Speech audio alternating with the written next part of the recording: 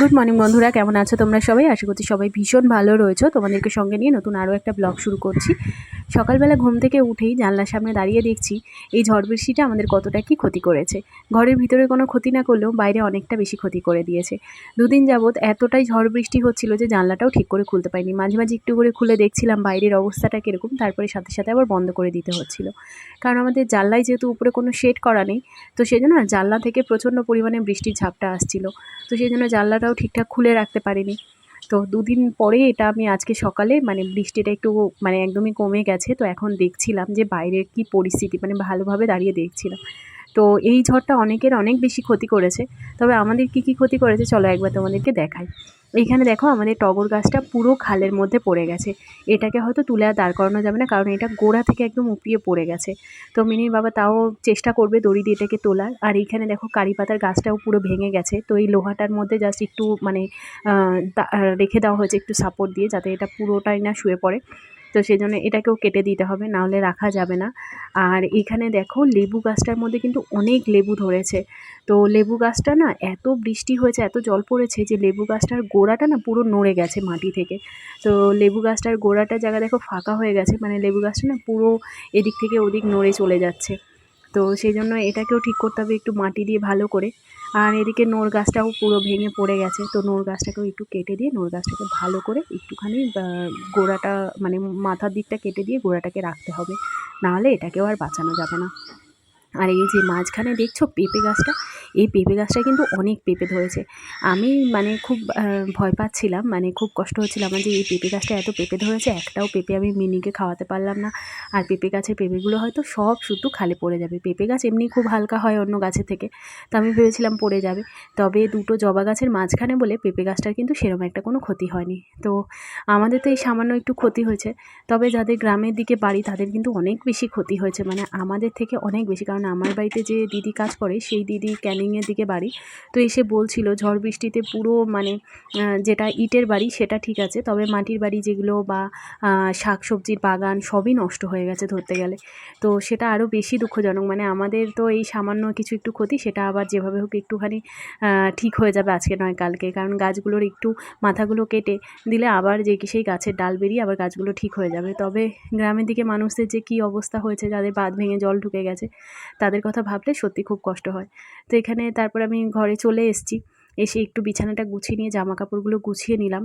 আর যা ভেজা ভেজা ভাব, ঘরটায় না পুরো একটা ভেজা ভেজা গন্ধও হয়ে গেছে দুদিনে। আর এই প্লেটগুলো দেখো স্মার্ট বাজার গিয়েছিলাম, আমি নিয়ে এসেছিলাম কয়েকদিন আগে। তো এগুলোকে না একটু বের করেছি, জলে দিয়ে রেখেছি এই আঠাগুলোকে তুলবো বলে। এটা দেখো buy one get one free, একটার সঙ্গে একটা ফ্রি দিয়েছে। এই প্লেটগুলোর দাম নিয়েছে 144 টাকা করে। তো এটা ডিনার প্লেট। তো সেই জন্য আমি প্রথমে যখন গেছিলাম সেই মাসে আমি দুটো নিয়ে এসেছিলাম। তো এই মাসে আবার দুটো নিয়ে আসলাম। আবার ইচ্ছা আছে নেক্সট মান্থে গেলে দুটো নিয়ে আসবো, তাহলে আমার 6টা হয়ে যাবে, আমার খুব সুবিধা হবে। একবারে অনেকগুলো টাকা বের করতে একটু কষ্ট হলেও এই যখন যাই মাসে একবার করে 144 টাকা করে দিয়ে দুটো করে নিয়ে আসতে অসুবিধা নেই। আর অফারটা দেখছি বেশ অনেক দিন ধরেই চলছে। তো সেই জন্য গিয়ে অফারটা দেখে আবার দুটো প্লেট নিয়ে নিলাম। আর আমার যে এই মানি প্ল্যান্টের গাছটা ছিল, যে বটলটা পড়ে গিয়ে না ভেঙে গেছে, ঝড়ের মধ্যে এত হাওয়া জোরে এসছে পড়ে গিয়ে ভেঙে গেছে। তো সেই জন্য গ্লাসে রেখেছি। এই গাছগুলোর আবার একটা জায়গা বের করতে হবে। আর আপেল ভাবলাম আজকে মিনি সোনাকে একটু খাওয়াবো, কারণ ও না শরীরটা খারাপ হওয়ার পরে ও খাওয়া নিয়ে প্রচণ্ড একটু ঘ্যান ঘ্যান করছে, খেতে চাইছে না, দুধ জাতীয় জিনিসও খুব একটু কম খেতে চাইছে। তো একটা আপেল দেখলাম তো খুব অনেকটাই নষ্ট হয়ে গেছে, এটা দেওয়া যাবে না। তো সেই জন্য অন্য দুটো দিলাম। তো সেই জন্য ভাবলাম যে আজকে একটু আপেল দিই, যদি টেস্টটা একটু অন্যরকম লাগে, যদি খেতে চায়। তো সেই জন্য এখানে আপেল সিদ্ধ করে নিচ্ছি মিনির জন্য। তো মিনি এখন যেহেতু একটু বড় হয়েছে, একটা আপেলে না ওর হয় না, একদম সামান্য অল্প একটু হয়, তো ম্যাশ করে নিলে আপেলটা সিদ্ধর পরে। তো সেই জন্য ওই দুটো আপেল সিদ্ধ করি, তবে ও দুটো খায় না, ওই 1.5খানা মতো খায়। তো এখানে প্রেশার কুকারে দেখো আমি আপেলটা সিদ্ধ করে নিচ্ছি, নিয়ে হালকা করে একটু ম্যাশ করে নিলে ও সেটা খেয়ে নেবে।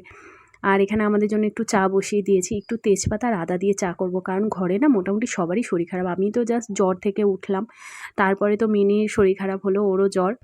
তারপরে তো মাও সেম একই জ্বর, মাথা ব্যথা, সর্দিতে পড়লো। তো সেই জন্য সকালবেলা একটু আদা তেজপাতা দিয়ে ভালো করে একটু লিকার চা করে নিচ্ছি। মিনির বাবা চলে গেছে, তো সেই জন্য মায়ের আর আমার জন্য এখানে একটু চাটা করে নিচ্ছি। মিনির বাবা আজকে একটু তাড়াতাড়ি বেরিয়েছে, যেহেতু বৃষ্টির জন্য দুদিন যেতে পারিনি কাজে, তো সেই জন্য আজকে একটু তাড়াতাড়ি গেছে। আর আমাদের জন্য এখানে চাটা বানিয়ে নিয়েছি, একটু চাটা খেয়ে নেব, নিয়ে তারপরে না বেলায় যা রান্নাবান্না কাজ আছে সেগুলোকে করব।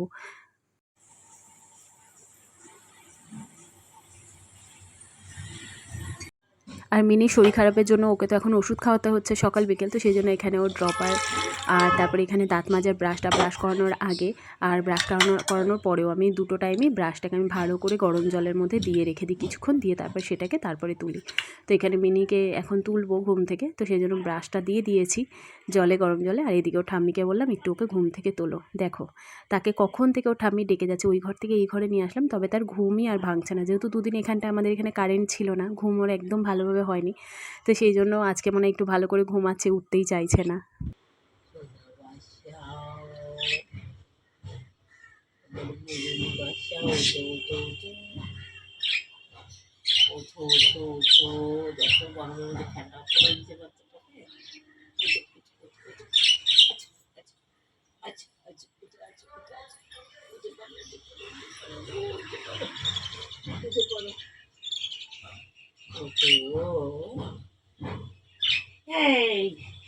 বেশ অনেকক্ষণ ধরেই ঠাম্মি মিনিকে ডাকছে, আর মিনি সাথে সাথে ঘুরে একটু তাকিয়ে দেখছে ঠাম্মি যেই ডাকছে, ঘুরে আবার কেঁদে আবার উল্টো দিকে শুয়ে পড়ছে।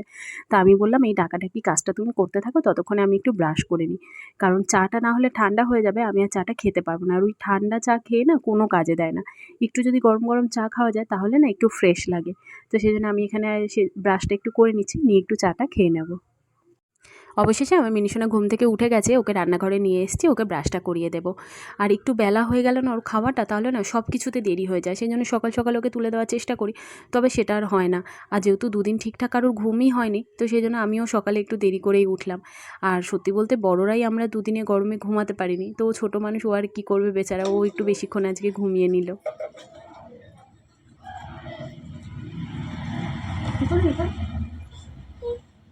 চিকেন চিকেন হবে তো, চিকেন আমি করবো তো আমরা।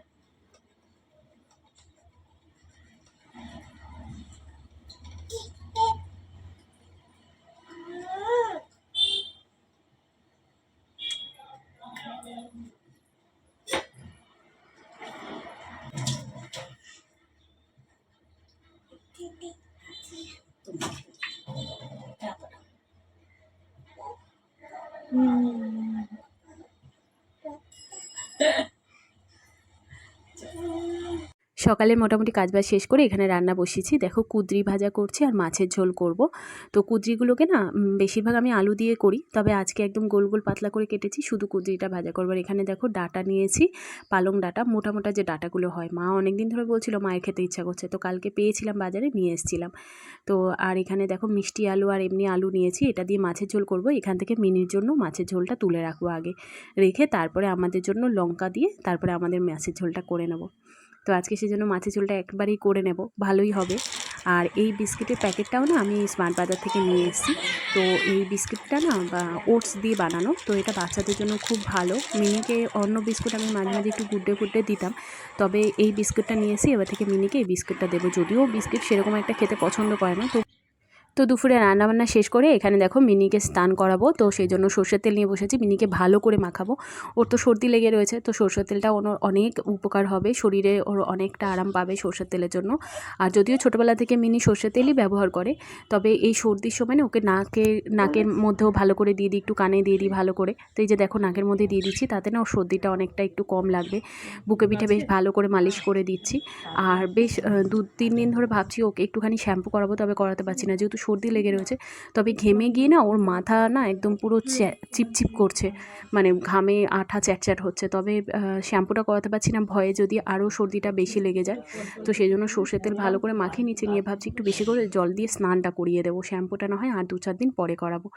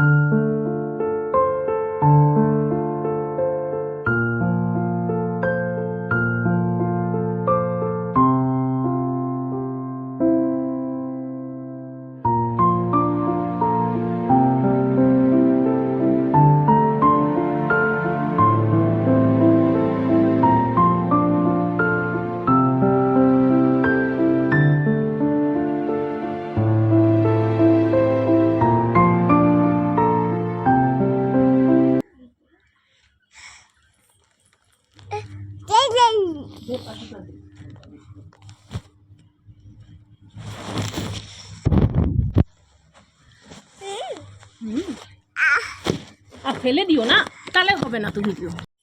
দুপুরে খাওয়া দাওয়া শেষে সেই যে আমাদের কারেন্ট গেছে, এখনও পর্যন্ত কারেন্ট আসেনি। তো ব্লগটার কন্টিনিউ আমি করতে পারিনি। তো এখন রাত্রে অলরেডি আমরা ডিনার করে নিয়েছি, বিছানায় চলে এসেছি, তারপরেও এখনও কারেন্ট আসেনি, জানি না কীভাবে ঘুমাবো। তো যাই হোক, কেমন লাগলো ব্লগটা তোমাদের? ভালো লাগলে একটা লাইক করো, কমেন্ট বক্সে জানিও কেমন লাগলো। দেখা হচ্ছে নতুন আরও একটা ব্লগে। সবাই ভালো থেকো, সুস্থ থেকো। আর আমার মিনি সোনা তো ঘুমের কোনো নামই নেই। ওর বাবা ওর জন্য একটা ফ্যান নিয়ে এসে সেটার লাইট জ্বালিয়ে ওকে বারবার দেখাচ্ছে, আর সেটা দেখে খুব মজা পাচ্ছে, বারবার সেটা দেখে হাততালি দিচ্ছে। দেখো এই যে